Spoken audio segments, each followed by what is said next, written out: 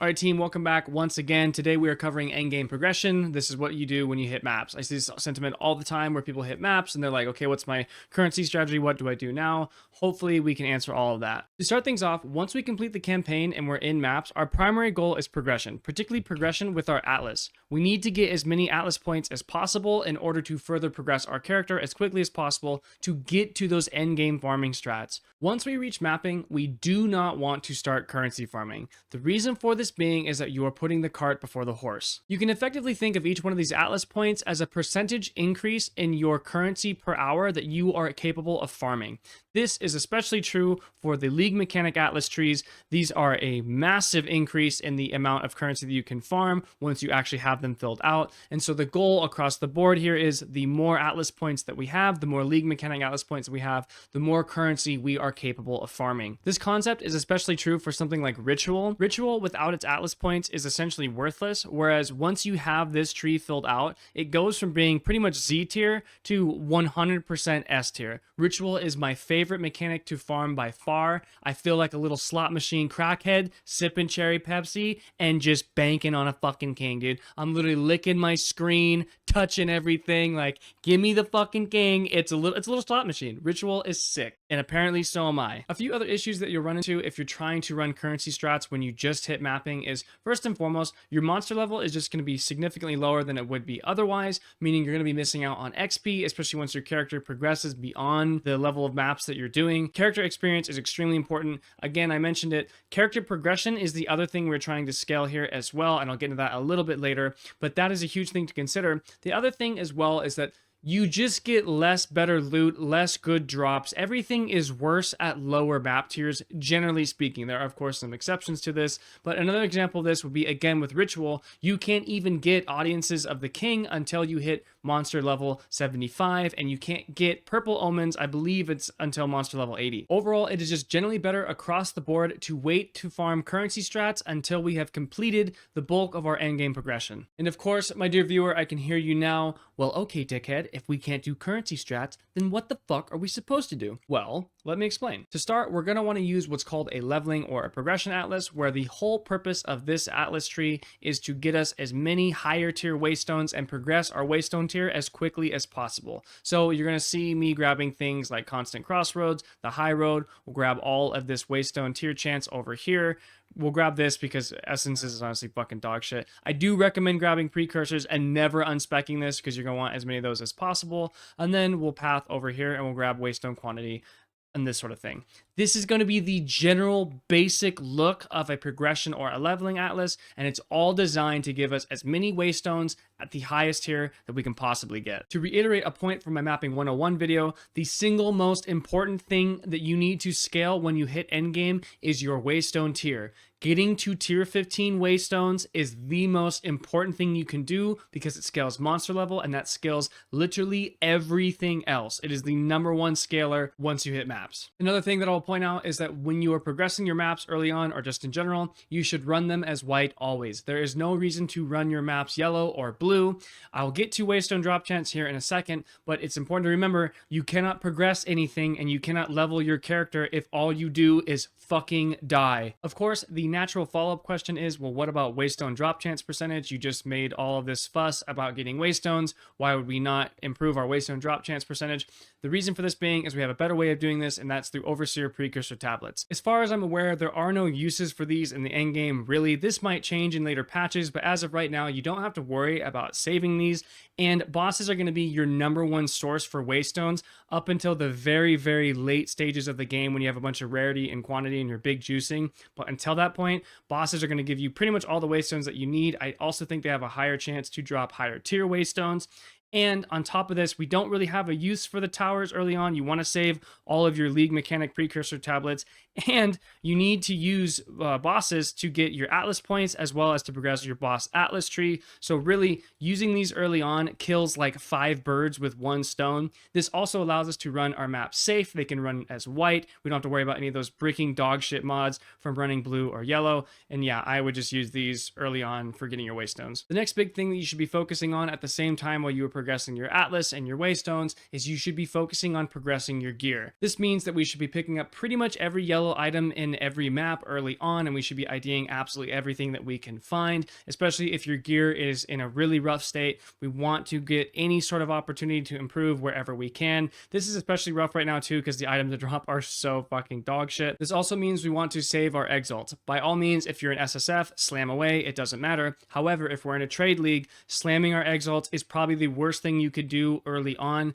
Again, the 5 exalts that you waste slamming on some more or less totally shit items could have just been spent on an item that is multitudes better than anything you could have slammed, you gambling addicted fuck. Going over what currencies to use and when, this is kind of the general guide I would recommend. Early on, I pretty much only ID things and I try to save my trans and augments just because you don't want to run out of them, and maybe that's not even the case. You could probably just blow them and be totally fine.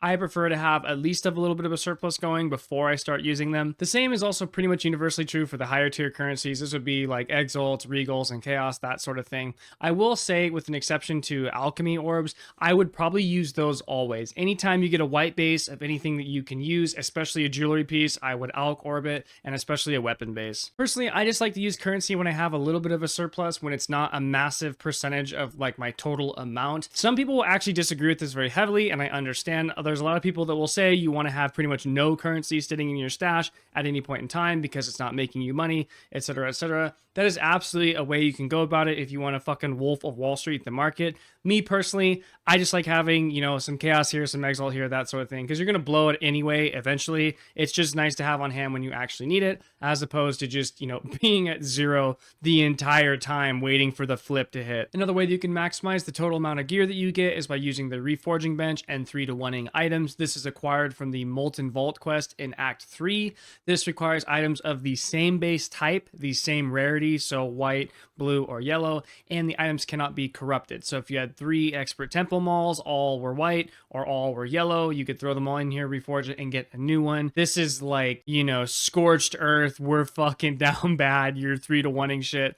I personally would never do this, but if you're an SSF, you probably have to. And again, if you're really down bad, there's no reason not to. The last thing I will mention in regards to gearing your character is gambling with Alva, and not too dissimilar to women in real life, it's a fucking trap. Also, for somewhat the same reason. The reason why I say it's a trap, or rather, I should say, to be careful of it, is because early on, it is more than likely that you are going to need to respec multiple times. If you blow all of your money on this skank, and you have nothing to pay your electrical bill with, or rather nothing to respec with, you will be kicked out of your house, she'll take the dog, and you'll get shit on in maps for a while because you can't actually respec your character. If that ever does happen to you, by the way, where you need to respec but you can't afford it, a quick way to make money in maps is just by picking up all the blue items and then IDing them and selling them. To give a quick recap for gearing your character, you want to make sure you pick up and ID pretty much every single yellow item that drops in your maps early on. You want to save your exalts for the trade site to purchase items on there. You want to use your other currencies when you can afford to use them, however that looks like for you. Alch orb any white bases for items that you need. I personally recommend weapons in particular, or jewelry. 3-to-1 items if you really need an item for that particular slot, and gamble when you have excess gold so you still can afford respecs if necessary.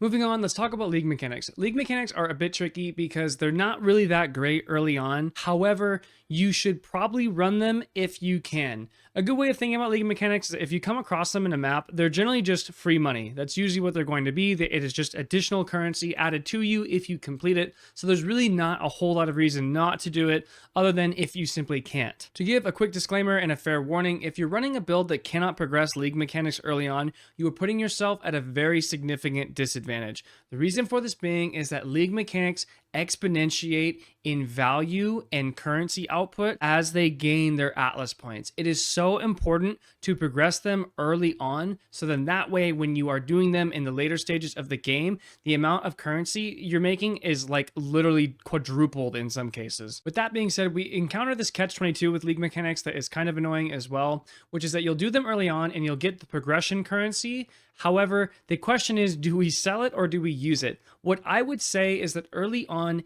if you can spare it, right? If you can progress and you don't need the money that bad, I would tell you to save your currency, your progression currency, as much as you can. Progressing the Atlas trees for league mechanics is just so valuable and so important. Unless you are down bad as all fuck, I would make it so that your progression currencies for league mechanics are like the literal last thing that you sell. I would try to avoid that at all costs and use them strictly for progressing the Atlas trees. Fortunately, the league mechanics, all of them will provide some sort of value outside of the progression currencies, and that's where you're going to get most of the currency that you make from them early on. To go over them individually really quick, Expedition is probably my go-to early on because you can use all of the exotic coinage and all of the extra little relics that they drop as things to exchange on the currency exchange, and you can also just use them to build items, although fuck that shit is horrendous. And then you can use the logbooks, the progression currency, as a side to focus on trying to get Ulroth and progress the Expedition Atlas tree. Next up is Delirium. I think Delirium is phenomenal early on. The Instilled Emotions actually do end up selling for quite a bit. It's not too difficult to get some higher end ones that can maybe sell for quite a bit of exalts, and you can just go ahead and sell the Simulacrum Splinters anyway because that shit is impossible. Next up is Breach. Breach is really solid early on. If you can do it, it is probably the rippiest of all the mechanics. It can be quite difficult because it's so many rares coming at you,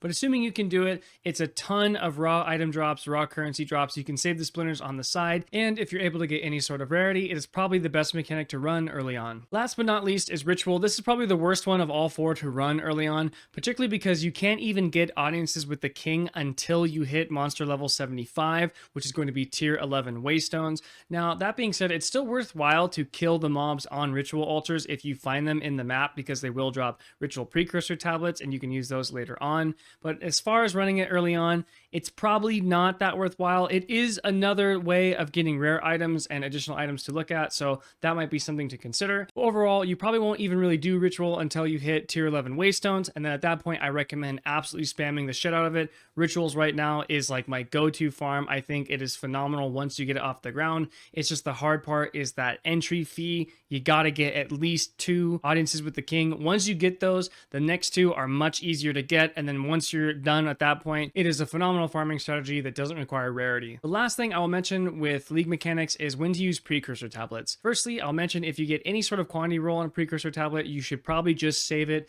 Save it for the end game farming scenarios, save it to sell it because it might actually be worth a lot, especially if it's a 20 quant breach tablet. But the general way I would go about this is if we need waystones, we want to use boss precursor tablets. If we're doing good on waystones and we have a bunch lined up and we don't really need to farm or worry about progression right now, then I would say it's probably okay to use a league precursor tablet. And the ones I would recommend using the most early on are probably going to be Expedition. I think Expedition is the most approachable early on. It's definitely the easiest. It's probably the least punishing to use early, especially because the early logbooks can contain Ulroth, but they're not valuable. The only other precursor tablet I would consider using is Breach, assuming you can do it. Again, if you have any sort of rarity on Breach early on, and by early on I mean like tiers 1 through 14, any sort of rarity, Breach will pay out like pretty solidly so, and I think it's definitely worthwhile to use. Again, I would not use any Breach precursor tablets that have quantity. I would only use Delirium precursor tablets if I'm on a character I know that can run Sim, and I would only use my Ritual precursor tablets when I'm in Waystones tier 11 or above. To go over all of it in a sort of bigger picture, it's going to look something like this. You're going to hit maps, and then the first thing you want to do is focus on progressing your Atlas, and then progressing your gear, your levels, your character, that sort of thing. Then while we're doing that, we want to farm and progress league mechanics, and then after that, we're going to eventually end up completing our Atlas, and then we're probably going to want to start a low tier currency farm. And you'll notice I say from low tier currency farm, we go to complete league Atlas trees. The reality of it is you probably won't be able to complete your Atlas trees for league mechanics all the way, because some of those bosses are just going to be difficult as fuck, and you won't have the character power to do so. This is where we would introduce a lower tier or an easier version of a currency farm that our character can do. It's not as lucrative, but it does allow us to build character power over time until we can officially complete our league Atlas trees, and then from there we can devise an endgame currency strat, and then finally we can reach the pinnacle of PoE 2, which is having hundreds of quad tabs of white stellar amulets and spamming chance orbs for eternity, just as God intended. And yes, I'm aware I did not cover any sort of currency strategy. That is all going to be in the next video, and until then, I will see you guys later. Deuces.